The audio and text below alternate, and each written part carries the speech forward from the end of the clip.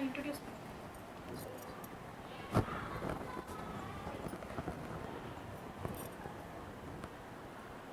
Hello everyone, I am Dr. Anbazhagi from Commerce Department. In this video lecturing, we are going to see about deductions under section 80C to 80U. As we all know, the gross total income of an assessee comes under 5 different heads. First one, income from salary. Second one, income from house property.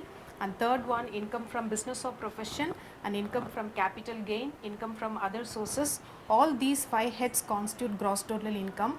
From gross total income, the deduction under section 80C to 80U is adjusted, which results in the total income of the assessee. So in this, the first category, deduction under section 80C, any amount paid by an assessee towards life insurance premium, public provident fund, recognized provident fund, superannuation fund, and subscription to national savings certificate, and any amount paid as tuition fees or any amount paid for purchase or construction of a residential house, all these covered under section 80C. The aggregate amount which is allowed as deduction is rupees 1,50,000. In this deduction 80CCC, the deduction is paid for respect of annuity plan of LIC or any other insurer. If an assessee has made any insurance policy under LIC or any other insurer, this deduction is allowed, and the maximum amount of deduction allowed is rupees 1,50,000, and the only condition is that policy to be is in force. And this is deduction under section 80CCD, and this is eligible for NPS, that is National Pension Scheme. The amount allowed is rupees 1,50,000 under this deduction section. All these 3 constitute, that is section 80C, 80CCC and 80CCD. All these 3 sections should not exceed rupees 1,50,000. Deduction under a section 80D, it is the most popular tax saving option given for an assessee. And in this, all the medical insurance premium or any healthcare insurance premium is covered. That is medical insurance premium, expenditure on preventive health checkup or any other medical expenditure. All these 3 categories are allowed under section 80D, and the maximum amount allowed as deduction is rupees 25,000.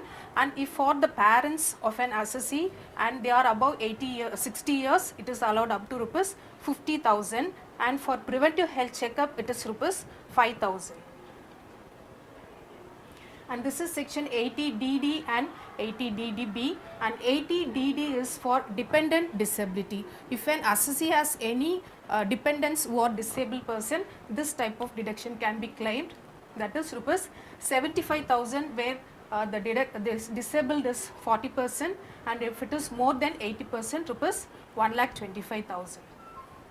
And section 80DB is rupees 40,000. This is for the dependent relative or for his medical treatment under any specified disease.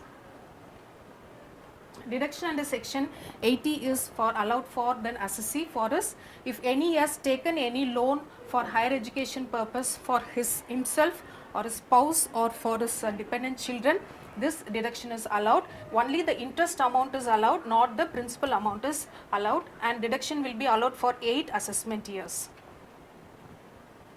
And this is most popular in the deduction, that is deduction G, GG and GGA and GGC.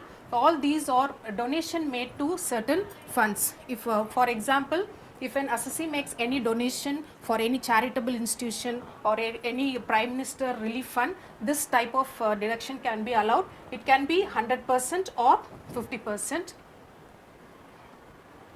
And deduction 80 RRB, QQB and TT, all these are related to royalty on payment, patent rights, royalty on books and interest on saving account. And 80U is allowed for the person who has some disability, that is rupees 50,000. In case of severe disability, rupees 1 lakh. So this is a nutshell of all the deduction which are covered under 80C to 80U. Thank you.